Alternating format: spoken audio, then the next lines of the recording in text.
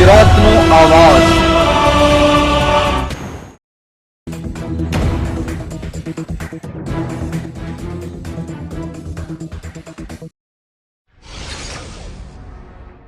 ભરૂચ જિલ્લાના આમોદ નજીક માર્ગ અકસ્માતમાં બે યુવાનોના કરુણ મોત નિપજતા અરેરાટી વ્યાપી ગઈ।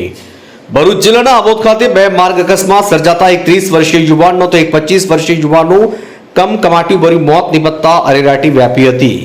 પ્રાપ્ત માહિતી અનુસાર આમોદમાં એક અકસ્માતમાં બાઇક સવારનું મોત એક જ દિવસમાં બે અલગ અલગ અકસ્માતમાં કુલ બેના મોત થયા હતા।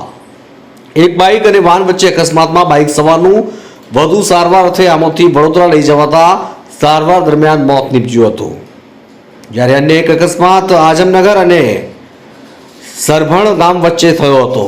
સર્જાયેલા અકસ્માતમાં જંબુસરના તળાપુરા શેઠ ફળિયા વિસ્તારમાં રહેતા ભાવેશકુમાર હસમુખભાઈ ઠાકોરનું આમોદ રેફરલ હોસ્પિટલ ખાતે વધુ સારવાર અર્થે વડોદરા લઈ જતા એમ્બ્યુલન્સમાં આમોદના માતર નજીક મોત થઈ જતા આમોદ સામૂહિક આરોગ્ય કેન્દ્ર ખાતે પરત પીએમ અર્થે લાવવામાં આવ્યા હતા।